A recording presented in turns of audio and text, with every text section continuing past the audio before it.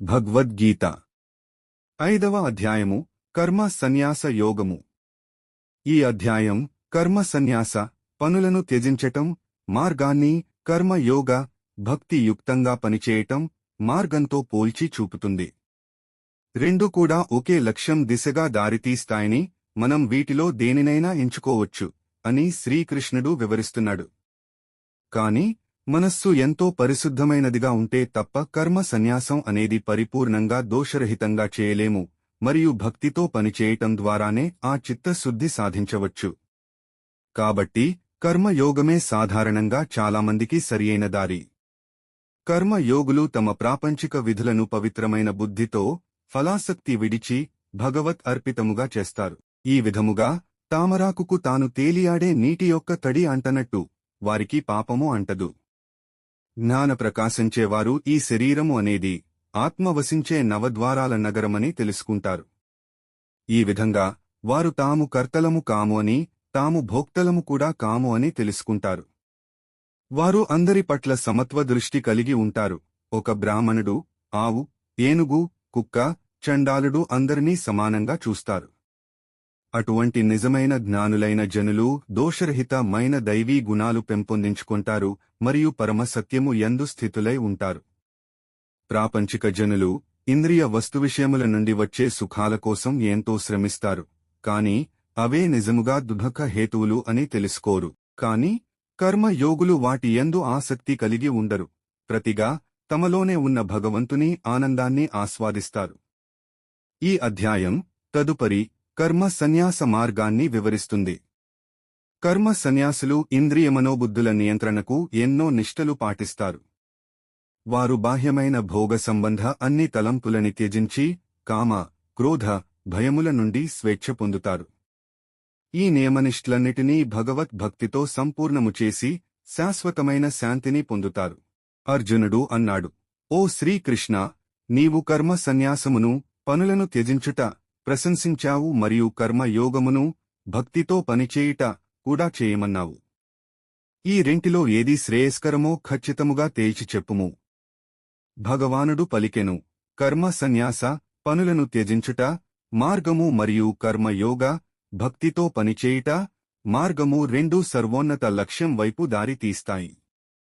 కాని కర్మయోగము అనేది కర్మ సన్యాసము కంటే శ్రేష్టమైనది. దేనిని ద్వేషింపక, దేనిని ఆశించక ఉన్న కర్మ యోగులను నిత్య సన్యాసులుగా తెలుసుకునవలెను. అన్ని రకాల ద్వంద్వములకు అతీతంగా ఉండి వారు భౌతిక బంధాల నుండి సునాయాసముగా విముక్తులవుతారు. అజ్ఞానులు మాత్రమే సాంఖ్యము, కర్మలను త్యజించుట లేదా కర్మ సన్యాసము మరియు కర్మయోగము భక్తితో పనిచేయటము భిన్నమైనవి అని చెప్తారు. ఈ రెంటిలో ఏ ఒక్క మార్గమును అవలంబించినా ఈ రెండింటి ఫలమును పొందవచ్చు అని యథార్థముగా తెలిసినవారు చెప్తారు. కర్మ సన్యాసము ద్వారా పొందగలిగే అత్యున్నత స్థితిని భక్తితో కర్మలను ఆచరించటం ద్వారా కూడా పొందవచ్చు. కాబట్టి కర్మ సన్యాసము మరియు కర్మ యోగము ఒక్కటే అని చూసినవాడే నిజముగా ఉన్నదున్నట్టుగా చూసినట్టు. భక్తి యుక్తముగా పనిచేయకుండా కర్మయోగము, పరిపూర్ణ కర్మ సన్యాసమును చేరుకునుట చాలా కష్టము. ఓ గొప్ప బాహువులు కలవాడా, కాని కర్మయోగములో నిష్ణాతుడైన ముని శీఘ్రముగా పరమాత్మను పొందును. పరిశుద్ధమైన అంతఃకరణ కలిగి ఇంద్రియ మనస్సులను నియంత్రణ చేసే కర్మయోగులు ప్రతి ప్రాణిలో పరమాత్మను దర్శిస్తారు. అన్ని రకాల పనులు చేస్తూనే ఉన్నా వారు కర్మబంధాలలో చిక్కుకోరు. కర్మయోగములో దృఢ సంకల్పంతో స్థితులై ఉన్నవారు చూస్తున్నప్పుడు, వింటున్నప్పుడు, స్పృశిస్తున్నప్పుడు, వాసన చూస్తున్నప్పుడు, కదులుతున్నప్పుడు, నిద్రిస్తున్నప్పుడు, శ్వాసక్రియలప్పుడు, మాట్లాడుతున్నప్పుడు, విసర్జిస్తున్నప్పుడు, స్వీకరిస్తున్నప్పుడు, కన్నులు తెరుస్తున్నప్పుడు, మూస్తున్నప్పుడు చేసేది నేను కాదు అన్ని ఎల్లప్పుడూ భావింతురు. ప్రాకృతిక ఇంద్రియములే వాటి వాటి విషయములలో కదులుతున్నట్లు దివ్య ఆధ్యాత్మిక జ్ఞానంతో గ్రహిస్తారు. సమస్త మమకారాసక్తులు త్యజించి భగవంతునికే తమ అన్ని కర్మలు అంకితం చేసేవారు తామరాకు నీటిచే తడి అవ్వనట్టు పాపముచే తాకబడరు. యోగులు మమకారాసక్తిని విడిచిపెట్టి కేవలం ఆత్మశుద్ధి కోసం మాత్రమే శరీరము, మనస్సు, ఇంద్రియములు, బుద్ధిలతో కర్మలను ఆచరిస్తూ ఉంటారు. అన్ని క్రియాకలాపముల ఫలములను భగవంతునికే అర్పితము చేసి కర్మయోగులు శాశ్వతమైన శాంతిని పొందుతారు. అదే సమయంలో తమ కామముచే కోరికలచే ప్రేరేపింపబడి స్వార్థ ప్రయోజనం కోసం పనిచేసేవారు కర్మ బంధములలో చిక్కుకుంటారు, ఎందుకంటే వారు కర్మ ఫలములపై ఆసక్తి కలిగి ఉంటారు. ఆత్మ నిగ్రహము వైరాగ్యము ఉన్న జీవాత్మలు తాము దేనికీ కర్త కాదని దేనికీ కారణము కాదని తెలుసుకుని ఈ యొక్క 9 ద్వారములు కల నగరములో సంతోషంగా ఉంటారు. కర్తృత్వ భావన కాని కర్మల స్వభావం కాని భగవంతునిచే సృష్టించబడవు. కర్మ ఫలములను సృష్టించేది కూడా ఆయన కాదు. భౌతిక ప్రకృతి గుణములే వీటన్నిటినీ ప్రవర్తిల్లచేయును. సర్వాంతర్యామి అయిన భగవంతుడు ఏ ఒక్కని పాపపు లేదా పుణ్యకర్మల యందు కూడా పాలు పంచుకోడు. జీవుల వివేకము అజ్ఞానముచే కప్పబడిపోవటం వలన వారు భ్రమకు లోనగుతున్నారు. కాని ఎవరికైతే దివ్య ఆధ్యాత్మిక జ్ఞానముచే అజ్ఞానం నాశనం చేయబడునో, సూర్యుడు ఉదయించినప్పుడు అన్నింటినీ ప్రకాశింపచేసినట్టు వారికి ఆ జ్ఞానము పరమాత్మను ప్రకాశింపచేయును. తమ బుద్ధి భగవంతుని యందే స్థితులైనవారు, సంపూర్ణముగా భగవంతుని యందే నిమగ్నమైనవారు, ఆయనే పరమ లక్ష్యమని దృఢ విశ్వాసం కలవారు వారి పాపములు జ్ఞానప్రకాశంచే నిర్మూలింపబడి త్వరితగతిన మరలా తిరిగిరాని స్థితిని పొందుతారు. నిజమైన పండితులు దివ్య జ్ఞాన చక్షువులతో ఓ బ్రాహ్మణుడిని, ఓ ఆవుని, ఓ ఏనుగుని, ఓ కుక్కని, ఓ చండాలుడిని సమదృష్టితో చూస్తారు. సమదృష్టి యందు సంపూర్ణ మనస్సుతో స్థితులైనవారు ఈ జన్మలోనే జననమరణ చక్రమును జయిస్తారు.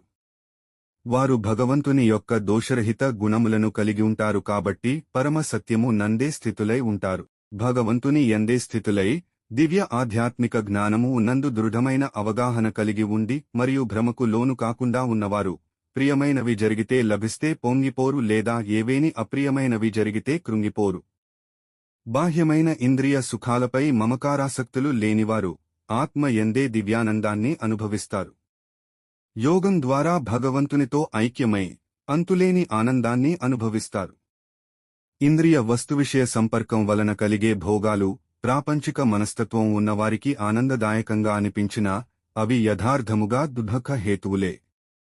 ఓ కుంతీపుత్రుడా, ఇటువంటి సుఖాలకు ఒక ఆద్యంతం మొదలు చివర ఉంటాయి, కాబట్టి జ్ఞానులు వీటియందు రమించరు. ఈ శరీరమును విడిచిపెట్టక ముందే ఎవరైతే కామక్రోధ శక్తులను నియంత్రణ చేయగలరో వారు యోగులు మరియు వారు మాత్రమే నిజమైన సుఖసంతోషములు గలవారు.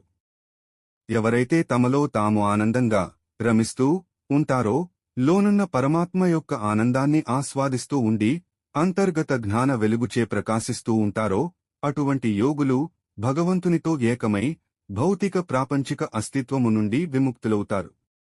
ఎవరి పాపములు నశించినవో, ఎవరి సందేహములన్నీ నిర్మూలింపబడినవో, ఎవరి మనస్సులు క్రమశిక్షణతో ఉన్నవో, ఎవరైతే సమస్త ప్రాణుల సంక్షేమం కోసం నిమగ్నమవుతారో అట్టి పవిత్రమైన వ్యక్తులు భౌతిక జగత్తు నుండి విముక్తి పొంది భగవంతుడిని పొందుతారు. నిరంతర ప్రయాస ద్వారా కామక్రోధముల నుండి బయటపడినవారు, మనస్సుని నిగ్రహించినవారు, ఆత్మజ్ఞానంలో ఉన్నవారు అయినటువంటి సన్యాసులకు ఇహపరలోకాలలో భౌతిక అస్తిత్వం నుండి విముక్తి లభిస్తుంది. అన్ని బాహ్యమైన భోగ విషయముల తలంపులను త్యజించి దృష్టి కనుబొమల మధ్యే కేంద్రీకరించి నాసికా రంధ్రములలో లోనికి వచ్చే బయటకు వెళ్లే గాలిని సమముగా నియంత్రించి ఈ విధంగా ఇంద్రియ మనోబుద్ధులను నిగ్రహించి కామక్రోధభయరహితుడైన ముని సర్వదా మోక్షస్థితి యందే వసించును. సమస్త యజ్ఞములకు తపస్సులకు భోక్తని నేనే అని, సమస్త లోకములకు అధిపతిని అని మరియు సర్వప్రాణుల యొక్క నిస్వార్థ మిత్రుడను అని తెలుసుకునిన పిదప నా భక్తుడు శాంతిని పొందును.